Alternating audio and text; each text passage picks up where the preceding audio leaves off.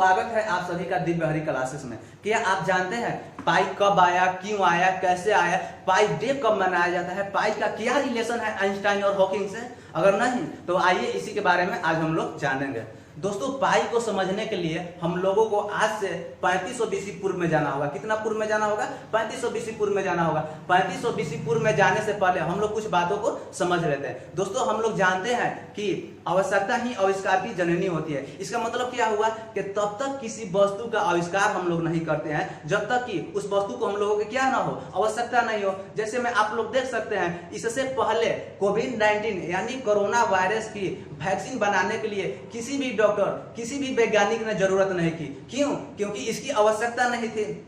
अब आप देख सकते हैं कि पूरे देश के वैज्ञानिक, पूरे विश्व के वैज्ञानिक और डॉक्टर लगे हुए हैं इसी को सर्च करने में कि कोरोना वैक्सीन कैसे बनाया जाए, कोविड-19 की वैक्सीन कैसे बनाया जाए। क्यों? क्योंकि अब इसकी हम लोगों की जरूरत है। दोस्तों, इसी तरह 3500 बीसी की बात है कि जब लोगों को एक जगह से दूसरे जगह सामान ले जाने में प्रॉब्लम होती थी तो उन लोगों ने सोचा कि क्यों ना एक ऐसी व्यवस्था बनाया जाए, क्यों ना एक ऐसी वस्तु बनाया जाए कि जिससे हम लोगों की सामान एक जगह से दूसरी जगह आसानी से भी जा सके और एक बार में उससे अधिक भी जा सके। तो उन लोगों ने ऐसे ही खोजना शुरू किया जैसे आज हमारे देश के वैज्ञानिकों ने कोविड-19 के बारे में सर्च कर रहे हैं। तो दोस्तों, उन लोगों ने सर्च करते करते एक गाड़ी का निर्माण किया। ऐसा एक गाड़ी बनाया उन लोगों ने, और गाड़ी तो उन लोगों ने बना लिया। ऐसा एक गाड़ी बनाया उन लोगों ने, गाड़ी तो बना लिया। अब गाड़ी बनाने के बाद इसमें उन लोगों ने वस्तु भी बहुत सारा रख दिया। मान लीजिए कि सब वस्तु रखा हुआ है।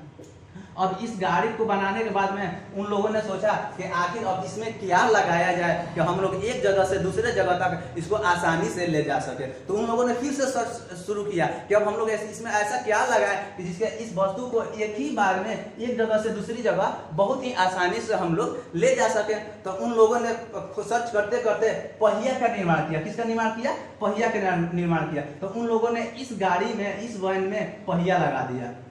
दोस्तों, पहिया तो इस वैन में लगा दिया उन लोगों ने, पहिया तो इस वैन में लगा दिया, लेकिन जो इस पहिए का शेप था पूरी तरह से गोल नहीं था। वो जो पहिए का शेप था टेढ़ा मेढ़ा था। तो जब दोस्तों हम लोग जानते हैं कि जब किसी भी पहिए की शेप टेढ़ा मेढ़ा होगा तो उसको ले आने में बहुत सारी समस्याएं होंगी। यानी जब हम लोग गाड़ी को चलाएंगे तो गाड़ी हमारी हिलती डुलती जाएगी और लुढ़क के जाएगी।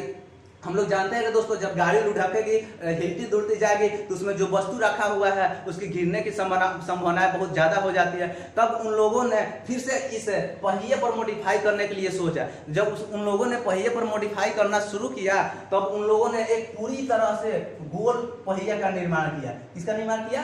पूरी तरह से गोल पहिए का निर्माण किया।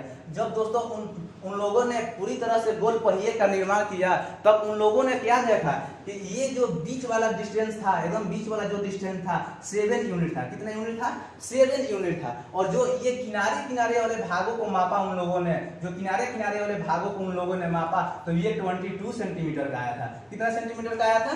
22 सेंटीमीटर को आया था। जब उन लोगों ने पहिया का निर्माण किया तो एक गोल एकदम पूरी तरह पहिया तो बना लिया। जब उन लोगों ने ये बीच वाला भाग को मापा तो उन लोगों ने देखा कि ये 7 यूनिट का है। और जो इस सर्कल का सर्कमफ्रेंस को उन लोगों ने मापा तो देखा कि ये 22 सेंटीमीटर का है। तो उन लोगों ने इसी को मान देने के लिए एक निर्माण किया कि आखिर इसका हम लोग क्या नाम दें कि जो इसका वैल्यू हम लोगों का वैल्यू बाद में भी रह जाए और किसी को बाद में आगे चल के बनाने में दिक्कत भी ना हो। तो उन लोगों ने बोला कि सर्कमफ्रेंस और डायामीटर, इसको हम लोग जानते हैं कि दोस्तों के सर्कमफ्रेंस बोलते हैं ये जो लाइनिंग होता है बाहर से, और ये जो होता है हम लोग क्या होता है? डायामीटर। तो उन लोगों ने बोला कि क्यों ना सर्कमफ्रेंस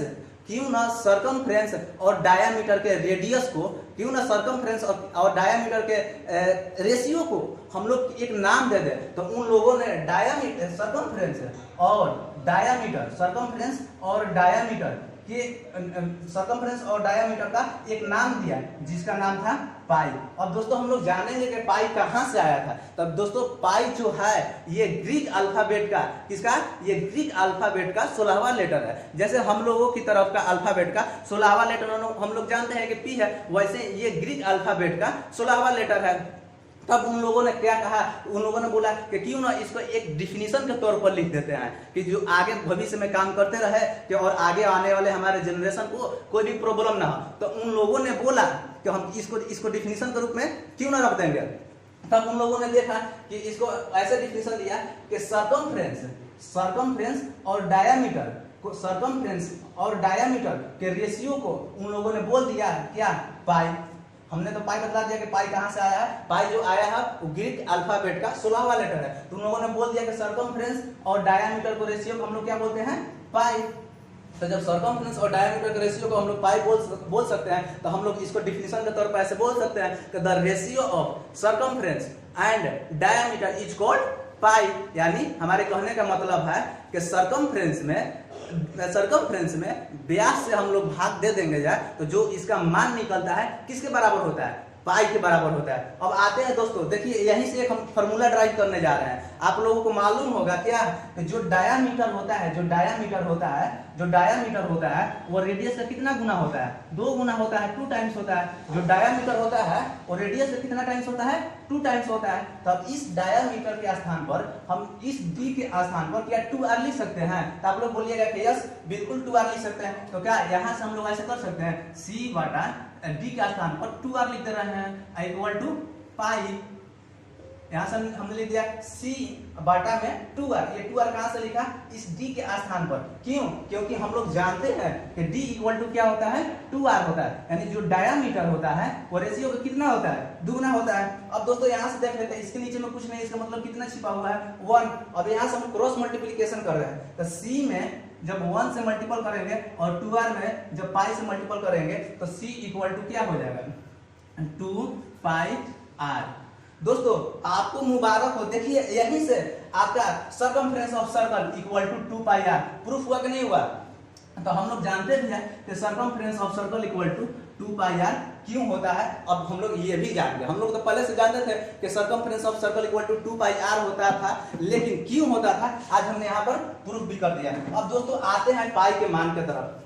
दोस्तों हम लोग जानते हैं कि जो पाई का मान होता है कितना होता है, अभी हमने बतलाया कि सर्कमफ्रेंस का डिस्टेंस कितना होना चाहिए, 22, और जो डायमीटर होगा वो कितना होगा, 7 के बराबर। यही जो होता है हमारा पाई का मान होता है। लेकिन दोस्तों क्या आप जानते हैं कि जो अभी तक हम लोग पढ़ते हुए आए हैं, ये बिल्कुल पढ़ते हुए आए हैं कि पाई का मान 22/7 होता है। अब आप लोगों को लग रहा होगा सर हम लोग तो बचपन से पढ़ते आ रहे हैं कि पाई का मान 22/7 होता है। लेकिन दोस्तों आप लोग ये भी पढ़े होंगे कि पाई एक इरेशनल नंबर है, यानी पाई एक अपरिमेय संख्या है। और 22/7 आप लोग ये भी पढ़े होंगे कि और 22/7 परिमेय संख्या यानी रेशनल नंबर है। तो दोस्तों आप लोग यहाँ से सोच सकते हैं कि इरेशनल और रेशनल नंबर दोनों इक्वल कैसे हो सकता है। आइए अब इसके बारे में हम लोग जानेंगे।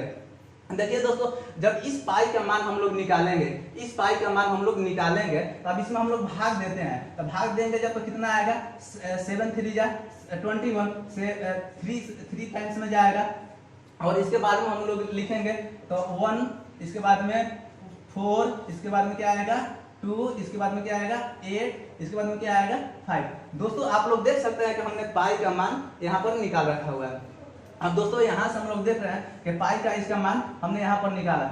और दोस्तों आप लोगों को अगर मालूम ना हो तो हम बतला दे रहे हैं कि पाई का जो ओरिजिनल वैल्यू होता है, वो पाई का ओरिजिनल वैल्यू कितना होता है, पाई इक्वल टू 3.14159। आप लोगों को दिख रहा होगा कि यहाँ तक तो सेम है, पाई इक्वल टू कितना होता है 3.14। और इसके बाद में देखिए यहाँ पर क्या है 285 और यहाँ पर क्या है 159। तो आप लोगों को दिख रहा होगा कि जो ये पाई है इस पाई के इक्वल नहीं है, जो ये पाई इस पाई का वैल्यू है इस पाई के वैल्यू के इक्वल नहीं है। तो ओरिजिनल पाई का वैल्यू कौन होता है, ये होता है। दोस्तों आप लोगों को हम बतला दें कि ये जो पाई है आपका, इस पाई का मान निकालने में सुपर कंप्यूटर भी फेल हो गया था। सुपर कंप्यूटर के बारे में आप लोग जानते होंगे, इस पाई का मान निकालने में सुपर कंप्यूटर भी फेल हो गया था। अब आप लोग जानना चाहेंगे कि आखिर सुपर कंप्यूटर ने पाई के कितना मान निकाला कि आखिर वो फेल हो गया। तो दोस्तों हम आप लोगों को बतला दें कि जो सुपर कंप्यूटर था पाई के मान तो निकालने के लिए चला, वो भी पाई का मान 5 ट्रिलियन, कितना 5 ट्रिलियन का मतलब 5 अरब उसने पाई का मान निकाला। फिर भी पाई का जो वैल्यू आया, फिर भी पाई का करेक्ट वैल्यू नहीं आया, पूर्ण वैल्यू नहीं आया। तो सुपर कंप्यूटर ने कहा हे पाई महाराज, तो फिर सुपर कंप्यूटर ने कहा कि हे पाई महाराज, आप महान हो, आपसे हम हमारे द्वारा पाई का मान नहीं निकल सकता है। तब कुछ हमारे वैज्ञानिकों थे, कुछ उस समय के मैथमेटिशियन थे, तो उन्होंने सोचा कि क्यों ना हम भी पाई के मान पर ट्राई कर लेते हैं। तो उन लोगों ने भी पाई का मान निकालने तो चले, लेकिन उनकी पूरी जिंदगी गुजर गई, लेकिन उन लोगों ने भी पाई का मान को खोज नहीं पाया। आप लोग दोस्तों समझ गए होंगे कि पाई कहां से आया, कब आया और कैसे आया। अब दोस्तों हम लोग चलते हैं आगे। दोस्तों अब हम लोग आते हैं पाई डे के तरफ। आखिर पाई डे कब मनाया जाता है? तो दोस्तों हम आप लोगों को बतला देना चाह रहे हैं कि पाई डे 14 मार्च को मनाया जाता है। कितना मार्च को मनाया जाए? 14 मार्च को मनाया जाता है। अब दोस्तों हम लोग सीखेंगे जो पाई डे मनाया जाता है, पाई डे कब मनाया जाता है? पाई डे जो हम लोग मनाते हैं वो 14 मार्च को मनाते हैं। कब मनाते हैं? 14 मार्च को मनाते हैं।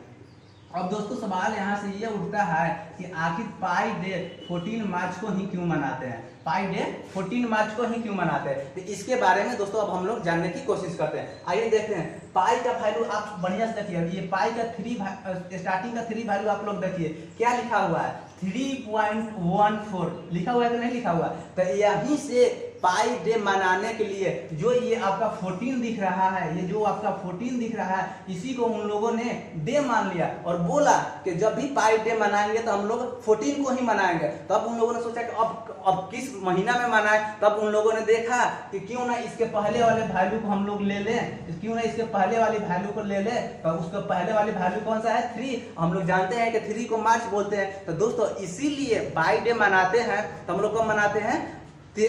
मार्च में 14 तारीख को मनाते हैं। अब दोस्तों पाई डे मनाने का एक टाइम भी है, 14 मार्च को तो हम लोग पाई डे मनाते हैं, लेकिन उस दिन भी एक समय, खास निश्चित समय पर मनाते हैं। अब दोस्तों उस समय के बारे में हम लोग जानेंगे। तो दोस्तों जिस दिन हम लोग पाई डे मनाते हैं उस दिन हम लोग 1:59 पर पाई डे हम लोग मनाते हैं। कब मनाते हैं दोस्तों?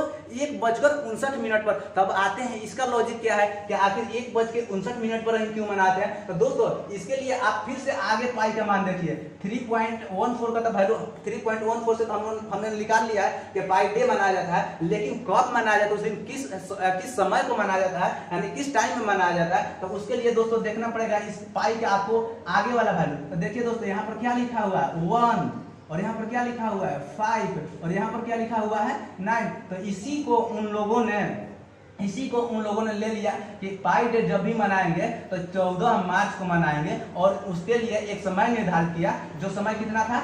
1:59, यानी लगभग 2 बजे के आसपास में हम लोग पाई डे मनाते हैं। अब हम आशा करते हैं कि आप लोग पाई को बहुत बढ़िया से समझ गए होंगे। अब दोस्तों आते हैं कि पाई का क्या रिलेशन है आइंस्टाइन से और हॉकिंग से। तो दोस्तों आपके जानकारी के लिए हम बता देना चाह रहे हैं कि जो आइंस्टाइन थे हमारे, उनका भी जन्म जो हुआ था वो भी जन्मे थे कब? 14 मार्च को ही जन्मे थे। कब जन्मे थे? 14 मार्च को ही जन्मे थे। आइंस्टाइन के बारे में आप लोग तो जान गए। अब हॉकिंस को देखते हैं। दोस्तों जो हॉकिंस थे तो उनका मृत्यु हुआ था 14 मार्च को ही हुआ था। कब हुआ था? 14 मार्च को ही उनका मृत्यु हुआ था। तो क्या इसको आप क्या कह सकते हैं? इसको आप क्या कह सकते हैं? कोई इंसिडेंस, या अपनी भाषाओं में जो आप कहना चाहे वह कह सकते हैं। देखिए दोस्तों ये जो 14 मार्च को मनाते हैं हम लोग पाई डे मनाते हैं, 14 मार्च को ही जन्मे आइंस्टाइन, 14 मार्च को ही मृत्यु हुई हॉकिंस की। तो दोस्तों हम आशा करते हैं कि अब आप पाई को बहुत अच्छी तरह से समझ गए होंगे। इसी के साथ थैंक यू।